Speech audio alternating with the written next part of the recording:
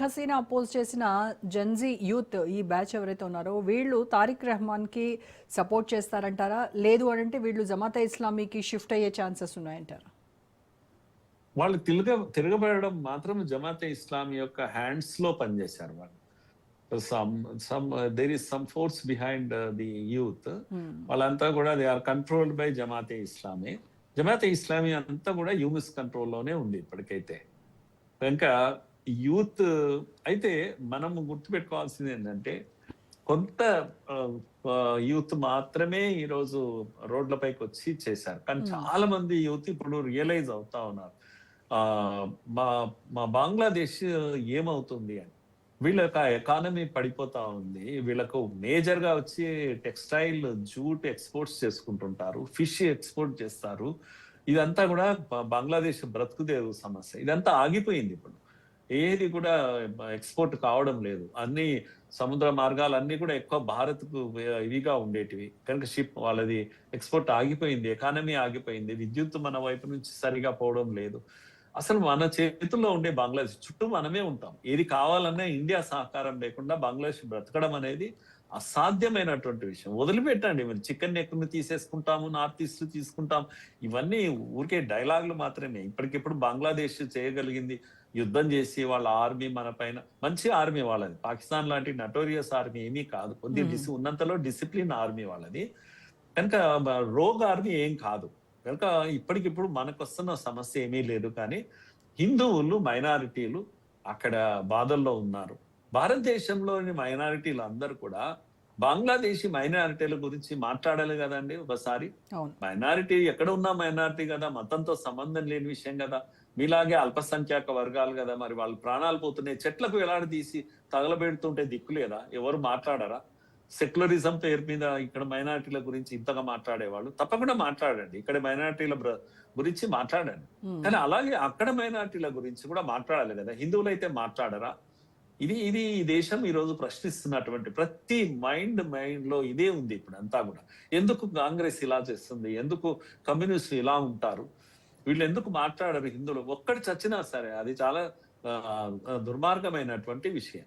అందుకే కదా అలాంటి వాళ్ళు అక్కడ బాధలు. 14% ఉన్న హిందువులు బంగ్లాదేశ్ లో ఎక్కడికి పారిపోయారు? ఈ రోజు 2%, 3% ఎందుకు మిగిలారు? మరి వాళ్ళ ప్రాణాలు ఎక్కడ పోయినాయి? ఉన్నవాళ్ళు ఇండియాకి వస్తే వాళ్ళకి సిఏఏ ఇవ్వరా, సిటిజన్షిప్ ఇవ్వరా? ఇవ్వద్దని అడిగే వాళ్ళు ఎవరు ఈ భారతదేశంలో? ఎందుకు మీరు ఇవ్వద్దు అంటున్నారు? ఇప్పుడు మధ్వా అని ఒక కమ్యూనిటీ అమ్మ బెంగాల్ దగ్గర వచ్చి, ఒరిస్సా దగ్గర వచ్చి ప్రాణాలు కాపాడుకున్నారు. వాళ్ళందరూ బంగ్లాదేశ్ నుంచి వచ్చారు. మీరు గుర్తుపెట్టుకోవాలి, బంగ్లాదేశ్ నుంచి వచ్చిన వాళ్ళందరూ కూడా దళితులు. హిందువులు అని అంటున్నారు కానీ దళితులు వాళ్ళంతా కూడా. పాకిస్తాన్ నుంచి వచ్చే వాళ్ళు కూడా దళితులే. వాళ్ళకి చేత కాక రాలేదమ్మా. అప్పుడు కాస్త డబ్బులు కావాలి కదా, అక్కడ నుంచి ఇక్కడికి రావాలంటే 100,000 కిలోమీటర్లు దాటి చేత కాక ఉండిపోయారు. ఉంటే ఉండేది మా దేశమే కదా అని అనుకున్నారు. దళితులు ఇంత నిమ్న వర్గాలు వాళ్ళు వస్తే వాళ్లకు పౌరసత్వము ఇవ్వకూడదు అని సిఏఏ ఉద్యమం నడిపారు ఈ దేశంలో. ఎంత ద్రోహం అని నేను చెప్తున్నాను ఇప్పుడు.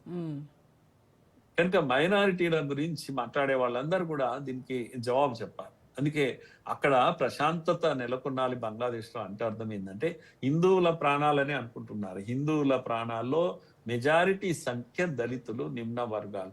వాళ్ళని కాపాడుకోవాలి భారత్ ఇప్పుడు. కనుక ఇప్పటికిప్పటికి యుద్ధం చేయకపోవచ్చు, కనీసం ప్రొటెస్ట్ చేయాలి కదా దేశం అంతా కూడా. పెద్ద ఎత్తున ఇప్పుడు మన బెంగాల్లో చాలా ప్రొటెస్ట్లు జరుగుతూ ఉన్నాయి. చాలా సంతోషం అనిపిస్తున్నా. కనీసం అక్కడనున్న అస్సాంలో, బెంగాల్లో ఇదంతా కూడా ప్రొటెస్ట్ జరుగుతున్నాయి. దేశమంతా కూడా అక్కడక్కడ రియాక్షన్స్ వస్తున్నాయి. ఇది కనపడాలి, ప్రపంచం చూడాలి, ఏం జరుగుతుందో తెలుసుకోవాలి. బంగ్లాదేశ్ లో హిందువులకు జరుగుతున్న అన్యాయం కూడా దేశ ప్రజలు కూడా అర్థం చేసుకోవాలి. Correct sir. ఇప్పుడు 17 ఏళ్ల తర్వాత ఎక్సైల్ తర్వాత తిరిగి వచ్చిన ఈ తారిక్ రెహమాన్ నెక్స్ట్ పిఎం అవుతారు అనడము అది ఎగ్జాజరేషన్ అంటారా? ఛాన్సెస్ ఉన్నాయా? ఛాన్సెస్ ఉన్నాయి. ఎగ్జాజరేషన్ ఏం కాదు, ఛాన్సెస్ ఉన్నాయి. ఎందుకంటే బలమైన పార్టీ అదే కనుక ఛాన్సెస్ ఉన్నాయి. యూనిస్ యొక్క ట్రిక్స్ ఎలా ఉంటాయి మనకు తెలియదు. తానే కంటిన్యూ కావడానికి ఉంటుందా లేదా ఫెయిర్ గా ఎన్నికలు జరుపుతాడా అని. ఫెయిర్ గా ఎన్నికలు జరిపితే జమాయతే ఇస్లామీ పవర్ లో రావడం అనేది సాధ్యం కాని విషయం, ప్రజల్లో బలం లేని విషయం. కనుక వస్తే తారిక్ అధికారంలోకి రావచ్చు. ఆ పార్టీకి బలం ఉంది. బంగ్లాదేశ్ నేషనలిస్ట్ పార్టీ అనేది బలమైనటువంటి, కానీ ఒకప్పుడు జమాతే ఇస్లాంతో కలిసి ప్రభుత్వాన్ని పెట్టినటువంటిది. కనుక జమాతే ఇస్లామీ లేకుండా జమాతే ఇస్లామీతో యుద్ధం చేయాలి ఇప్పుడు. అది ఎలా ఉంటుంది, చేస్తుందా, ఇది నాటకమా, ఇది మనందరికీ అర్థం కానటువంటి విషయము. భారత వ్యతిరేకత, హిందూ వ్యతిరేకత అంటే స్లోగా అది జమాతే ఇస్లామీ గ్రోత్ చూస్తూ ఉన్నాం మనము. ఇది దేనికి సంకేతం అంటారు? ఇన్ కేస్ పాకిస్తాన్ బంగ్లాదేశ్ మీద నుంచి భారత్ పైన యుద్ధానికి ఏమైనా ఇలాంటి ప్లాన్స్ ఏమైనా ఉండుండొచ్చా? ఎస్, పాకిస్తాన్ జమాతే ఇస్లాం ద్వారానే ఆల్రెడీ ఐఎస్ఐ ఏజెంట్స్ వెళ్ళి పాకిస్తాన్ లో కూర్చున్నారు, వార్తలు వస్తున్నాయి. అక్కడ ఆపరేషన్స్ వాళ్ళే చేస్తున్నారు. జమాతే ఇస్లామీ కూడా under the control of ISI అని వార్తలు వస్తున్నాయి. కనుక ఆ ఆపరేషన్స్ అన్ని కూడా ఇప్పుడు పాకిస్తాన్ దగ్గరుండి చూస్తూ ఉంది. అమెరికా యొక్క ఇది కూడా ఉంది, సపోర్ట్ కూడా ఉంది. కానీ వాళ్ళకు అనుకూలమైన ప్రభుత్వాన్ని తెచ్చిపెట్టుకోవాలి, వాళ్ళకు ఉన్నటువంటి ఇది. కాకపోతే మోడీ వైపు నుంచి కూడా ఏజెన్సీస్ పనిచేస్తున్నాయి. మన ప్రభుత్వం ఊరికే ఏమీ ఉండడం లేదు. కనుక ఖలీదా జియాతో మాట్లాడారు అని తెలుస్తుంది. కనుక ఒకవేళ మోడీ సక్సెస్ అయితే తారీఖు కనుక భారత్ అనుకూలంగా చేస్తే, ఇప్పటికిప్పుడు రాకపోయినా పర్వాలేదు, అధికారంలోకి వచ్చాక కనీసం హిందూ వ్యతిరేకత తగ్గినా కూడా మనకి ఎంతో లాభం. Right sir, thank you so much Murali Manohar garu. Thanks అమ్మా, థ్యాంక్ యూ.